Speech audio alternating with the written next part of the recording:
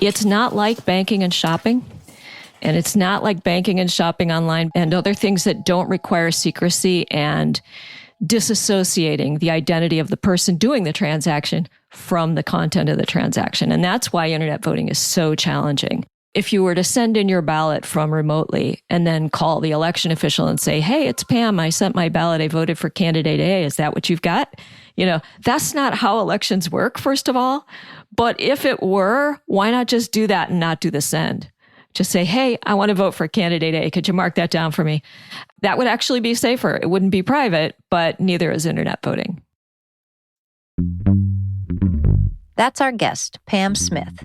She's the CEO of Verified Voting, and today she's going to be joining us to explain how digital technologies can help secure elections.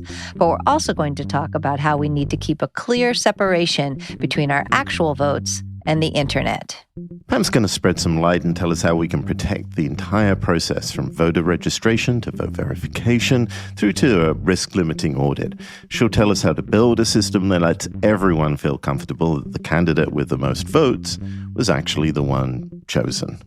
I'm Cindy Cohn, the Executive Director of the Electronic Frontier Foundation. And I'm Danny O'Brien, Special Advisor to the EFF. Welcome to How to Fix the Internet, the podcast where we explain some of the biggest problems in tech policy and examine the solutions that will make our lives better. Hi, Pam. You and I go way back, and I currently serve on the Board of Advisors of Verified Voting. I'm so excited to have you here today so we can dig into these things. It's great to be with you again. So we find ourselves in a very strange situation, you and me and others who care about election integrity, where some of the arguments that we have been using for many, many years to try to make our elections more secure are being picked up and used by people who I would say don't have that same goal. Well, I think people legitimately want to know that elections are righteous. I mean, why wouldn't they? But I think the undermining of the public's ability to trust and to know how to trust in elections is really one of the more severe dangers to democracy today. As long as there have been elections, there have been problems, issues, challenges, and even tampering with elections. That's not new. Those issues are different at different points in history. Starts out with who gets the vote and who doesn't. Right. But also, back in the day, communities used hand count votes with the whole public watching. And it was very transparent. It was low tech, no problems. But it was also not private, not secret. And there were very few voters. Now, elections are carried out with software and computerized systems in most aspects of elections, and things can be hacked and tampered with and can have failures and bugs and glitches. People need to understand technology touches their elections in many places. How do we know that it's secure? So what we do is look at what are the basics in securing elections. It's the same as securing anything computerized. It's keeping systems up and running. It's protecting data from both malfeasance and malfunction. And it's being able to recover when something goes wrong, having that resilience. Could you give us an example of one of the things that people were very worried about that election officials could easily explain? Well, probably the biggest one, and this was sort of anticipated, was the fact that not all the votes are going to be done being counted on election night. Yeah. They're just not. And especially in 2020, where you add one more layer of complexity called a pandemic. Mm-hmm. So it made a lot of things different. When the ballots come in, if they came in before Election Day, my county prepares them for counting and runs a tally. First thing after the polls are closed, they can report out those absentee ballots. But those are just the ones they've already gotten in. That's not the polling place ballots. That's not the ones we allow to arrive late as long as they were postmarked on time. And so there's many more ballots to be added into that count. That's just the initial count. And I think people don't know that the initial count is not the official count. And that's important to know. It takes a while for all of the ballots to be processed and counted, even to make sure that they were legitimate ballots and included properly in the count. And that end part is called certification of the election. And when we certify in each jurisdiction, that's the final count. And this is the difference, I think, between elections in the United States and elections in a lot of places around the world. We vote on a lot of things. It's true. And we have complicated ballots that might change across the street, depending on what precinct or whatever that you're in. Even in a place where people live very close together, there are different kinds of ballots because people are voting for their very local representative as well as all the way up to the federal level. And elections are generally governed as a legal matter locally as well. So, the U.S. Constitution guarantees your right to vote, but how that happens varies a lot. So one of the things that verified voting created a long time ago, but which I still think is a tremendously useful tool, is something called the verifier, which is a website that you can go to and type in, where you live, and it will tell you exactly what counting technologies are used. And I think this touches on the key point here, right? That how technology can complicate or even sort of undermine people's trust in what is already a very complicated system. Again, a lot of the conversations in the last election were about, has this been hacked, and how do we prove whether it has or it hasn't been hacked? I know Verified Voting and EFF were very involved in the early effort to require paper records, a paper trail of digital voting technology, what we call voter verified paper records back in the 2000s. So can you just sort of talk a little bit about where the role paper, of all things, plays in a more high-tech voting system?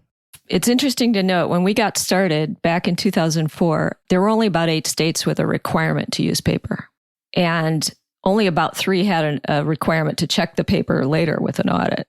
And when you say paper here, it's like literally a printout, right? You vote and then there's a paper record somewhere that you voted in a certain way. It's a physical record that you get to check to make sure it was marked the way you intended it. And you may be using an interface, a machine that prints that out, but you may be marking a physical ballot by hand as well. It's that physical record of your intent that is the evidence for the election. So here's the thing about paper.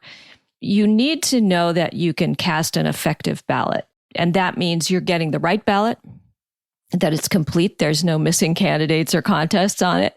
It's feasible to mark if you have to use an interface, that interface is working, up and running, and that you have a way to check that physical ballot and cast it safely and privately. Then that ballot gets counted along with all the other ballots, and you need a way to know it was counted correctly, and that you can demonstrate that fact to the public, to the satisfaction of those who are on the side of the losing candidate or issue. And that's the key.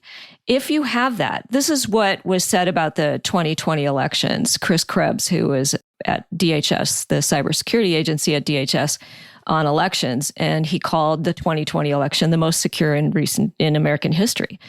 And the leg he had to stand on for that was the fact that almost all jurisdictions were using paper, that almost all jurisdictions were doing some kind of audit to check after the fact. Right. And that's why it matters. You have to have that record.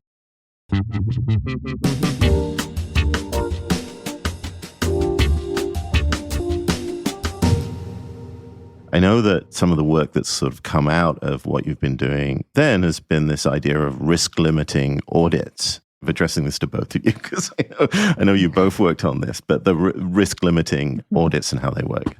So audits get done in a variety of industries. There are audits in banking. There's all kinds of audits. The IRS might audit you. It's not always seen as such an attractive word, but in elections, it's really important. What it means is you're counting, you're doing a hand-to-eye count, you're visually looking at those paper ballots and doing a comparison of a count of a portion of those ballots with the machine count. So software can go wrong. It can be badly programmed. It could have been tampered with. But if you have that physical record that you can then count a portion of and check and make sure it's matching up, and if it's not, figure out where the problem is. That's what makes the system resilient. A risk limiting audit is one that relies on the margin of victory to determine how much you have to count in order to have a strong sense of confidence that you're not seating the wrong person in office. So it's a little bit like polling. If you poll on a particular topic, you want to know how the public feels about something. You don't have to ask every single person. You just ask a percentage of them. You make sure it's a good cross-section. You make sure it's a well-randomized sample, and all other things being equal, you're going to know how people feel about that topic without having to ask every single person. And with risk limiting audits, it's the same kind of science. It's using a statistical method to determine how much to count. We worked really hard to try to make sure that there was paper. And then we realized that we had to work really hard to make sure that the paper played the role that it needed to play when there are concerns. Now, if you only do this when you're worried that there's a problem, you're really not fixing the situation. It needs to be something that happens every time so people can build their trust in the things. But also it needed to be lightweight enough that you could do it every single time and you don't end up with these kind of crazy debacles like we saw in Arizona. Can you give us an update? How's it going trying to get risk limiting audits kind of regularized in the law? I know this is an area where you guys do a lot of work. Well, this extremely geeky term, risk limiting audits, is actually getting wide traction. And so it's good news. People, I think, are understanding it. And one of the things that we do is support election officials through the process. So maybe their state passes a law that says you'll do risk limiting audits. And we help them understand how to do it and answer all the questions that might come up when they're doing it. And they then use that to demonstrate to the public that it's working right. And it's a tool that they are really adapting to and adopting well. There's more to do. And I think what's important to know is that, really any audit is going to have some utility in telling you how your equipment's working. Risk limiting audits are a more robust form of auditing, and they will let you not do as much work if the margin is wide, and they will call for more work if the margin is very narrow, but you want that anyway. You might go to a full recount in a very tight margin, talking about Florida 2000, that kind of margin, would probably necessitate that full hand recount anyway. But doing a risk limiting audit, you can get to that kind of confidence.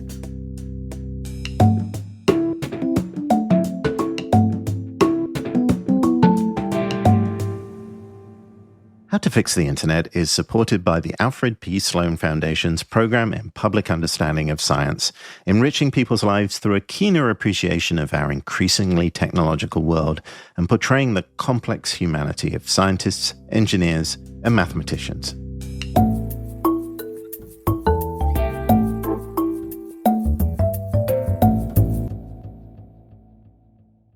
Let me flip to where I love to go, which is, what does it look like if we get this right? What are the values? What does it look like if we have a world in which we have technology in the right places in our systems, but also that we can trust it? I think that getting it right means that voters know the election was fair because it was conducted securely, and they know how to know that. They know where the ground truth is and how to figure it out, that they're participating actively and watching, that they're not being hindered by failed technology at whatever point that intersects with the election, whether it's a registration or checking into the polling place or actually using a device to mark your ballot or the counting process, that nowhere along the path they're being hindered in that process. And, that means more people can participate who want to participate.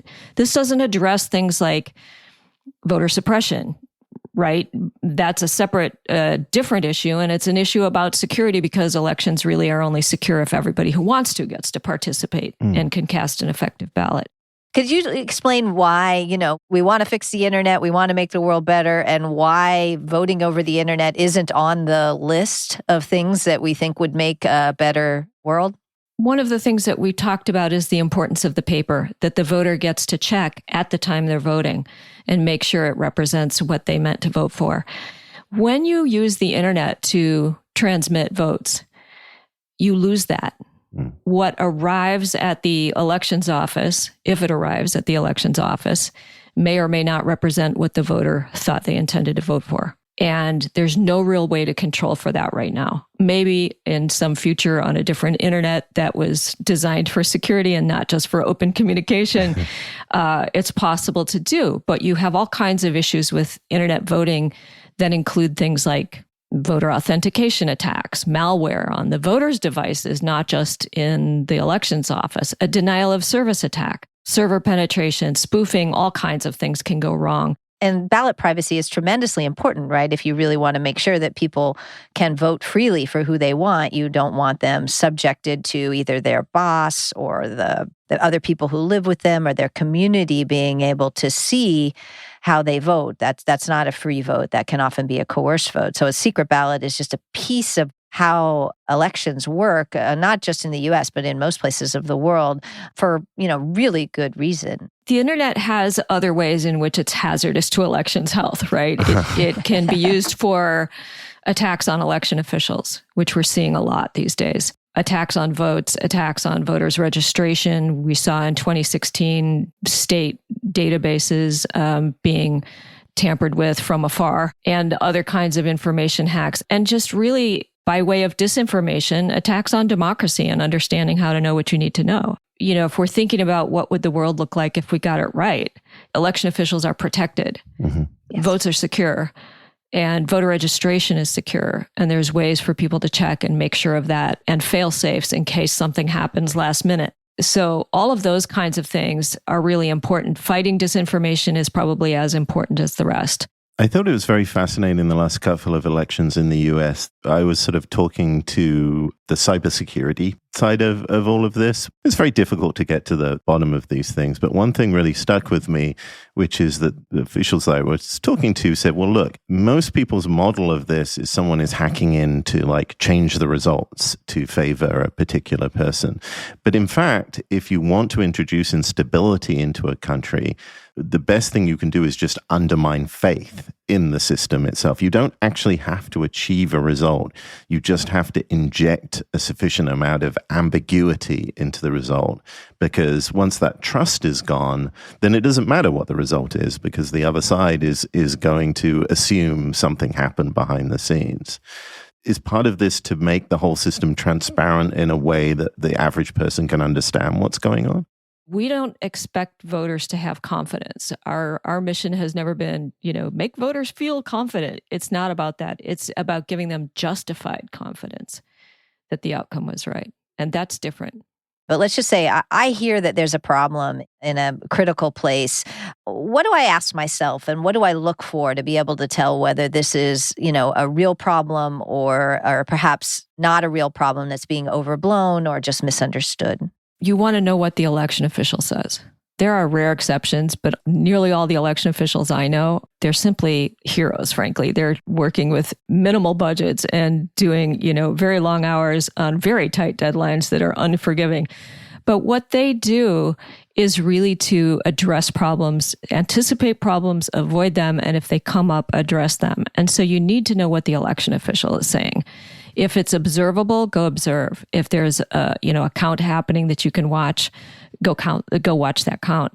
You can't get your information from somebody's cousin on Facebook. Give us an example of where there was a concern and we were able to put it to rest, or there was a concern and it went forward. One of the things we'd hear on election day at election protection was we'd get a call from somewhere and they'd say, I've marked my ballot and I wanted to go cast it in the scanner like I usually do, but they told me not to and they put it in a separate bin. Why did they do that? Are they, taking those ballots away? Are those not going to be counted? What's happening there? And we're able to tell them that there is actually a legit reason for that. That what happens sometimes in a ballot scanner is that the bin gets full, that the ballots don't fall in a straight line, and it may be jammed.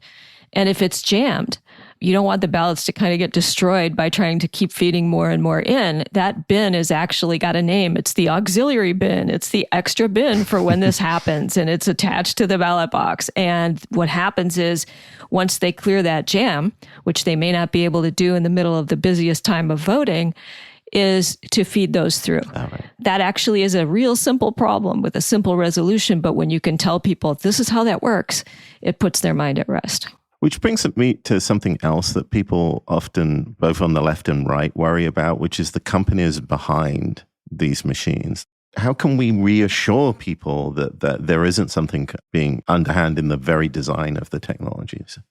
We used to say that it shouldn't matter if the devil himself designed your voting system.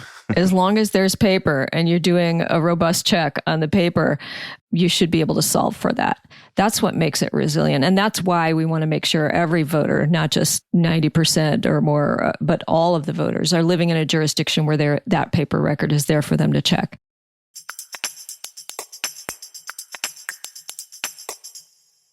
I just think overall, this is technology. It needs to be subjected to the same things we do in other technology to try to continue to make it better. And that includes, a funding stream so that when new technology is available, local election officials can actually get it. Elections are woefully underfunded. There's a conference that happens in California every year that's called New Laws. And this is a conference that election officials hold so that they can examine all the new laws that have been passed that affect how they run elections. It happens every year. And so they are constantly and continuously having to update what they do and make changes to what they do. And oftentimes there are unfunded mandates that have to do with what they do. Asking them to do additional things is hard, especially if you're not going to pay for it. So it's really important that there is federal funding for elections that gets down through to the states and to the counties to support good technology. But with things like internet voting, the most dangerous form of voting, that doesn't have to go through any certification. Yeah. Because no one's been able quite yet to write standards for how you would do this securely, right? Yeah, because you can't right now with our current internet. Not that we don't want to, you just can't.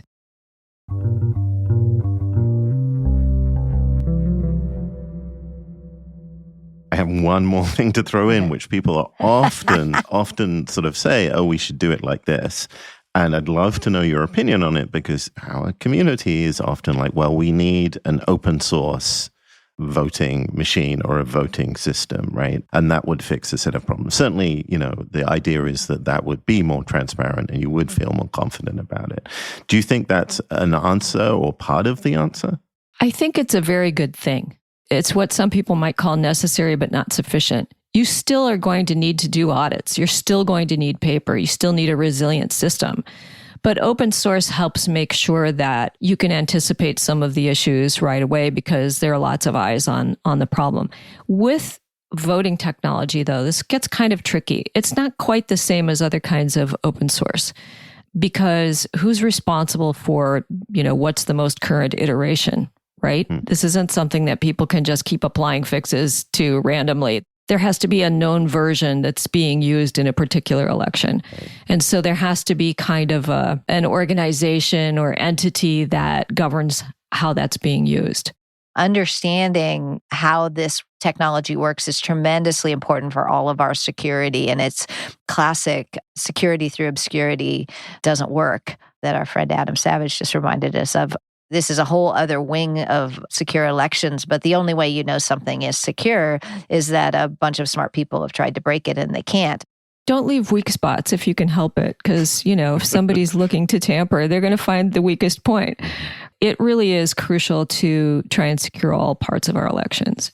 So what's the end game here? You're clearly deeply in the trenches trying to incrementally improve these systems. But do you ever have a dream where you envisage a world where maybe we do have a solution to voting on the internet, or we do use a sort of new technology to make things better? Moving towards those options includes things like if you need to vote by mail, you can vote by mail. If you want to vote in person in a polling place, that's available to you. If you need an accessible device, one that's really, really accessible and usable is available to you. And it works, and it was set up before you got there. So it's readily available.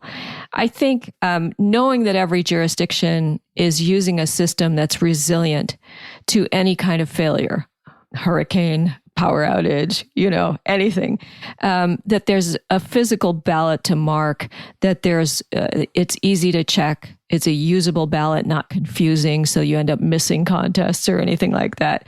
It's designed well. Ballot design is really important. All of those small pieces are only possible if there's enough funding for elections. If we believe in our democracy and we believe in having good elections, then that means having good voting systems, good practices, and the resources to carry those out. Right now, election officials really struggle to recruit enough poll workers for every election. Of course, that got a little harder with the pandemic going on. And many poll workers are of an older age cohort, so we need younger poll workers. And a lot of really smart programs have led to recruiting high school students to be poll workers, and it's been magical. So I think really getting everyone engaged, getting everyone to understand where they can find the ground truth about elections, and feeling the confidence that they need to really happily participate and celebrate being part of this democracy. That's the most important thing. And that's what I envision for our future. Thank you so much for taking the time to talk to us. This has been a fascinating conversation. There's so much talk about elections and election integrity right now, and it's great to have kind of a sane, stable voice that's been, here for a long time, which is you and verified voting on the case. So thanks. Thank you, Cindy, and thank you, Danny. Thanks for doing this.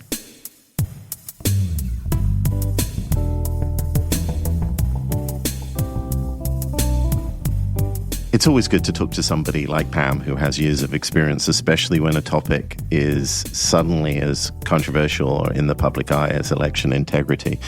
And I did think, given how controversial it is these days, Pam was reassuringly genial. She established that we need to get to a ground truth that everyone can agree on, and we need to find ways, technological or not, to reassure voters that whatever the result, the rules were followed. I especially appreciated the conversation about risk-limiting audits as one of the tools that help us feel assured that the right person won the election, the right issue won the election, and especially that these need to be regularized, right? EFF is audited, lots of organizations are audited. That this is just someone built into the way we do elections so that the trust comes from the idea that, we're not doing anything special here. We always do audits. And we scale them up depending on how close the election is. And that's just one of the pieces of building trust that I think verified voting has really spearheaded. The other thing I really liked was the ways that she helped us think about what we need to do when we hear those rumors of terrible things happening in elections far away. And I appreciated that, you start with the people who are there, right? Look through the election officials and the organizations who are actually on the ground in the place where you hear the rumors about, looking to them first, but also looking to the election protection orgs, of which, verified voting is one, but not nearly the only one, that are really working year-round and working in a nonpartisan way around election integrity. Yeah, and another leg of the stool is transparency throughout all of this process. It's key for resolving the ambiguity of it. And I do appreciate that she pointed out that while open source code is great for giving some element of transparency, it's necessary but not sufficient. You have to wrap it around a trusted system. You can't just solve this by waving the free software license wand all over it. I also appreciate Pam kind of lifting up the two sides of thinking about the internet's involvement in our elections. First of all, the things that it's good at, delivering information, making sure ballots get to people, but also what it's not good for, which is actual voting and the fact that we can't get ground truth in internet voting right now. Part of the reason we can't, and what makes this different than doing your banking online or other things online, is the need for ballot secrecy that has, a tremendously long and important role in our elections. But that said, I do think that ultimately there was a positive thread going through all of this, that many, many things in this area in the United States have got better. We have better machines, we have newer machines, we have less secrecy and proprietary barriers around those machines. And, often people, when we ask them about what their vision of the future is, they get a little bit thrown because it is hard to describe the positive side. But Pam was pretty specific, but also pointed out perhaps why it's such a challenge, because she highlighted that what we want in our future is a diversity of solutions. And of course, that you need the correct financial and social support in the rest of society to make that vision happen. Thanks so much to Pam Smith for joining us and giving us so much, honestly, hope for the future of our democracy and our voting systems. If you like what you heard, follow us on your favorite podcast player and check out our back catalog for more conversations on how to fix the internet. Music for the show was created for us by Reed Mathis and Nat Keith of Beat Moa. This podcast is licensed Creative Commons Attribution 4.0 International and includes music licensed under the Creative Commons Attribution 3.0 Unported licensed by their creators. You can find those creators' names and links to the music in our episode notes or on our website at eff.org/podcast. How to Fix the Internet is supported by the Alfred P. Sloan Foundation's Program in Public Understanding of Science and Technology. I'm Danny O'Brien. And I'm Cindy Cohen. Thank you so much for joining us.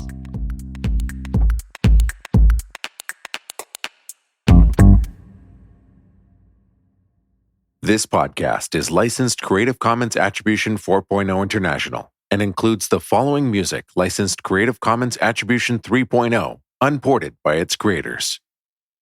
Klaus by Skill Borrower, Common Ground by Airtone, and Chrome Cactus by Martine de Boer.